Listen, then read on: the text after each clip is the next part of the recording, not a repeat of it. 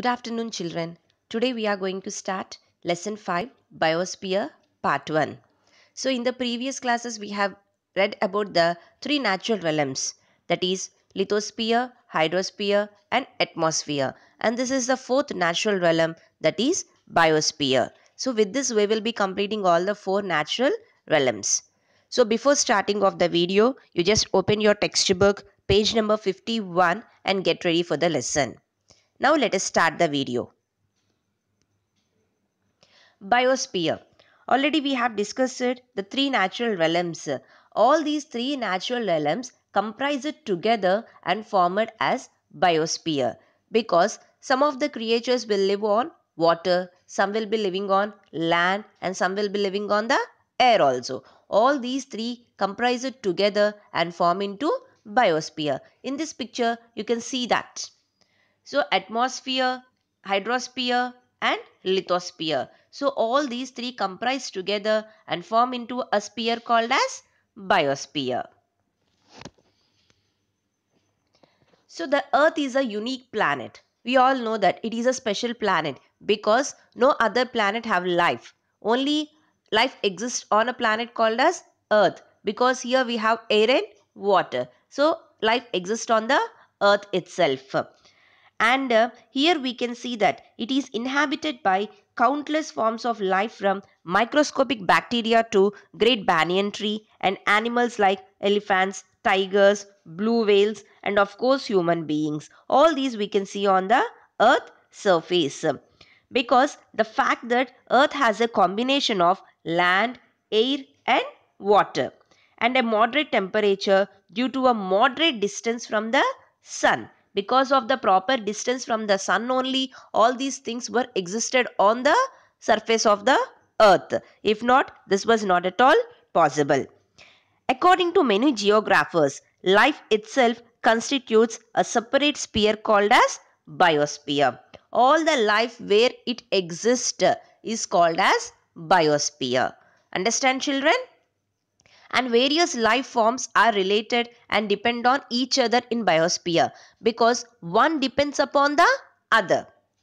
As example, take tiger.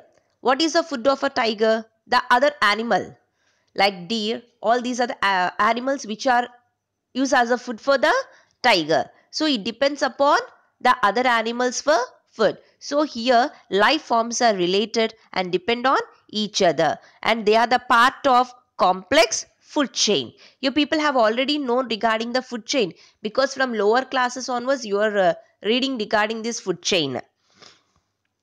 So the primary food producers are the plants, which produce food with the help of sunlight, that we all know. So once if you see this picture, you can see that. So the primary food producers are the plants. Because of the sunlight, they prepare the food by themselves by using the photosynthesis process. And the food produced by the plants are eaten by animals, usually called herbivorous. Isn't it, children? Or plant eating animals like deer, cattle, goats, elephants, etc. And some other organisms which depend upon these animals will eat that. Example, if you see in this picture, the primary producer is the plant and the primary consumer is the grasshopper. Grasshopper depends on the grass, and frog depends on grasshopper, and snake depends on frog, and the vulture depends on the snake. And again, after the death of the vulture, it decomposes, and the decomposes are these fungi and everything. So this is the food chain. So again it was turning into some sort of natural agents. So if you see this food chain, you can completely understand how it is. So already we have discussed it regarding herbivorous. So three types of organisms are there: herbivorous, carnivorous and omnivorous. So what are herbivorous? Herbivorous are the animals that eat only plants. Isn't it, children? And what are carnivorous? Carnivorous are the animals that eat other animals. And what are omnivorous? An animal that eats animals and even plants. Those are called as omnivorous. So three types of organisms: herbivorous, carnivorous and omnivorous. Herbivorous completely depend upon only plants, and carnivorous they depend only upon animals, and omnivorous they depends both on animals and plants. Such a type of all the things we can see only in biosphere. Next, ecological crisis. What is ecological crisis? We are already seeing that the ecosystem will be there. What is ecosystem? Completely all the things which relates here, like plants, animals, everything depend upon each other and all. So that is called as ecosystem. And if any disturbance is there in this ecosystem, then it is called as ecological crisis. Because on the food cycle, if plants are not there, the grasshopper can't live. If grasshopper is not there, the frog won't be there. If frog won't be there, a snake won't be there. If snake is not there, the vulture won't be there. If the vulture is not there, there won't be any sort of decomposers. So this is called as ecological crisis. I'll say an example. If you see in page number 51, last line, and the page number 52, first paragraph, first two lines, you can understand it. Just see that. For example, if a particular species which feeds upon a particular kind of plant is exterminated, exterminated means completely taken away, it would result in unchecked growth of that plant. So, one particular species is taken away. Then other plants which are there, one species will be growing completely there itself. It may grow as much that it may intrude into the area of other plants and stop them from growing. So one plant was taken away and other plant which is there is completely growing in that particular area, and it won't allow the other plants to grow. So this is called as ecological crisis. If such a type of thing happens, what will happen for the other plants and all? There will be a usage for us from the other plants also. So it won't be happen. So such a type of system is called as ecological crisis. And check the examples in page number 52. In 52, in second paragraph and third paragraph, there are some sort of examples. So another example is a disturbance is mixing of some poisonous substances into air or water or soil. We know that many industries use chemicals in the containers, some tins or something. So afterwards, where all these tins or containers will be disposed into the water bodies. If into the water bodies, if these were disposed, fish will be there in the water bodies now. They consume the same water. So these chemicals which are there in these containers or the tins will be consumed by the fish. And afterwards, we the human beings will consume the same fish. Automatically, those chemicals which are there in the body of the fish will enter into the body of the human beings. So see that how the chemicals are passing from one place to other place.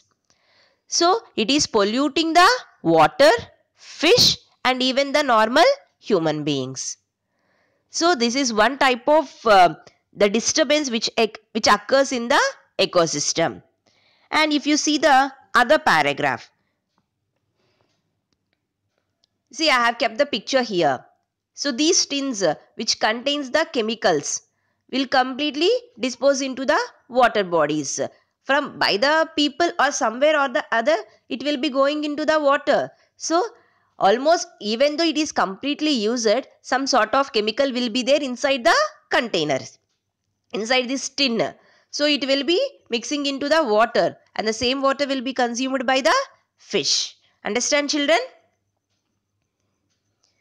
Next, look at the other example. You people have known about vultures. So vultures feed upon dead carcasses. So dead decomposing things will be there now. Upon the dead organisms, these vultures will feed. You people have known about cattle.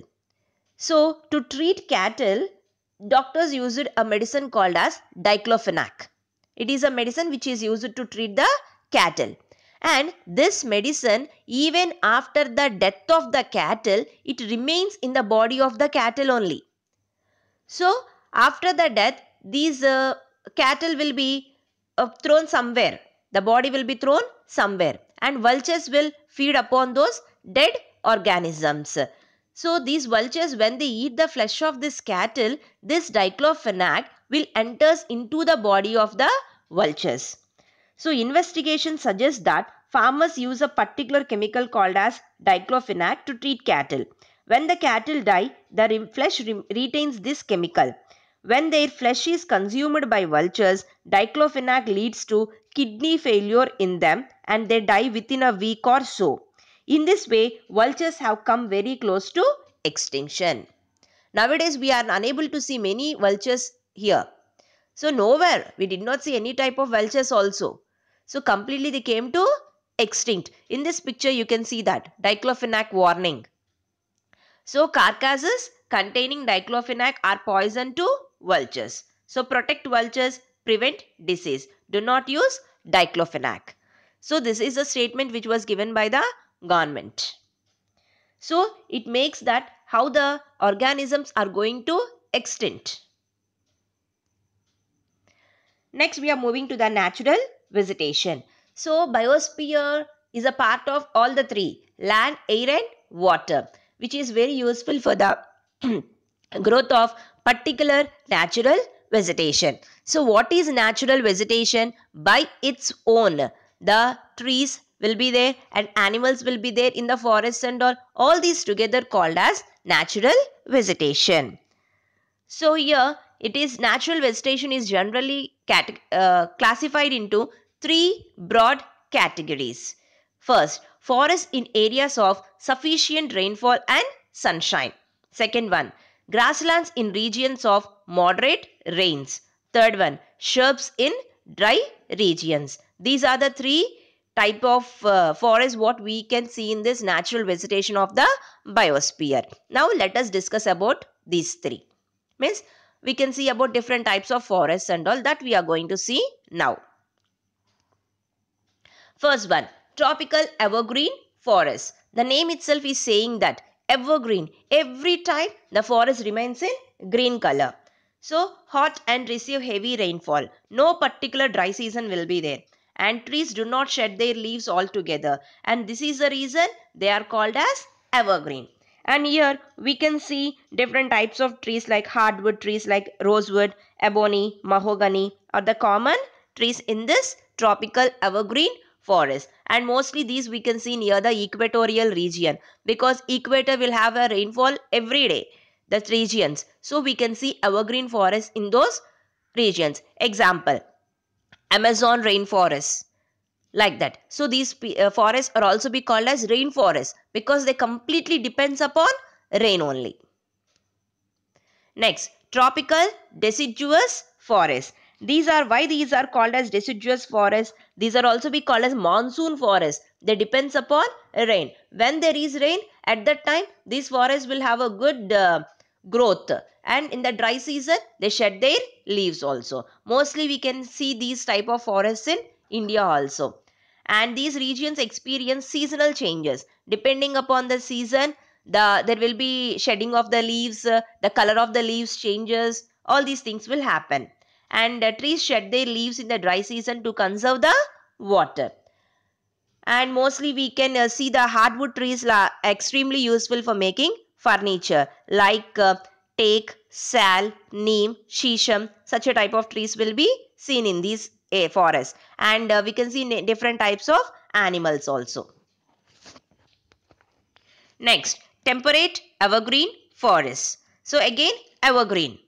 So these are commonly found along the eastern margin of the continent. So temperate region above the Tropic of Cancer and Tropic of Capricorn. So we can see these forests. Those are called as temperate evergreen forests. And mostly these are found in the eastern margins of the continents. For example, like Southeast USA, South China and Southeast Brazil.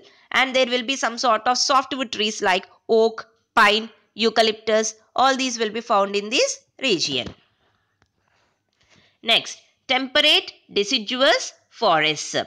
So these are found in the higher latitudes and they shed their leaves in the dry season. Like tropical deciduous, these also have the same features. Next one, Mediterranean vegetation. So what is this Mediterranean vegetation? Children, have you anytime heard about Mediterranean Sea? So Mediterranean vegetation can be seen on the borders of the Mediterranean Sea. So these trees adapt themselves to dry summers with the help of their thick barks and wax-coated leaves, which help them to reduce transpiration. So mostly there will be a lot of summer seasons. So a lot of heat will be there. Because of that, they shed the leaves in the summer season, and they'll have a very thick barks and wax-coated leaves, which help them from the transpiration. What is transpiration? Like human beings, plants also releases water vapor into atmosphere. That process is called as transpiration. To reduce this will be protecting with the wax coated leaves. And mostly these are seen in these areas like Southwest Africa, USA, Southwestern and South America, and Australia. In such a type of areas we can see. And these regions are marked with hot dry summers and mild rainy winters. And mostly in these areas, citrus fruits will grow very much, like lemon, oranges, figs, olives, grapes. Such a type of fruits will be growing in these areas. Next one, coniferous forest. The name itself is saying the trees remain in conical shape. You can see in the picture, all the trees are in a conical shape. These are also be called as taiga forest, and mostly these forests will be seen in the icy areas like Himalayan region. And here these trees will be looking very in abundance. Lot of trees we can found in this Himalayan region. They are very tall and soft wood trees will be there, and evergreen trees. And these woods are very useful for making pulp, wood pulp, for making paper. Okay, and also newsprint, matchboxes, packing boxes. Okay, all such a type of things will be manufactured. Next one, tropical grasslands. So you can see in these regions mostly grass and very less amount of trees will be there, and mostly we can see the grass. The grasses here grow very tall, about 3 to 4 meters. You can see in page number 55, children. The pictures are also given there. So tropical grasslands. And these grasslands in Africa are called as savannas. And elephants, zebras, giraffes, deer, leopards are the common in these tropical grasslands. Next one, temperate grasslands. What is this temperate? In the temperate deciduous forest we have seen now. So in those areas only we can see these temperate grasslands also. Grass here is short and nutritious. And here these grasses are called as steppes. Next one, thorny bushes. So these are mostly found in the dry desert areas like regions. In the desert areas where the rainfall is very less, we can see these thorny bushes, and they'll have some sort of thorns also to protect them from the transpiration process. And the vegetation cover is scarce here because of scanty rainfall and scorching heat. Very less rainfall and more heat. Because of that, the vegetation is very less in this region. Next, tundra vegetation. Tundra vegetation means like completely in the frozen areas we can see such a type of tundra vegetation. The growth of natural vegetation is very limited here. Only mosses, lichens and very small shrubs are found here. Mosses means we'll call nachu mokkalu. So those are called as mosses, lichens and all. So these grow during very short summer, and this is called tundra type of vegetation. So these are the different types of natural vegetation which can be found on the earth's surface. That is only called as biosphere. So this is a part of the biosphere, children, and here we have an assignment. What is ecological crisis? Into how many types natural vegetation is categorized? What are they? What is the chemical that kills vultures? And write about tropical evergreen forest. So write this assignment. and the remaining lesson we will be completing it in the next video. Meet you in next video, children. Thank you.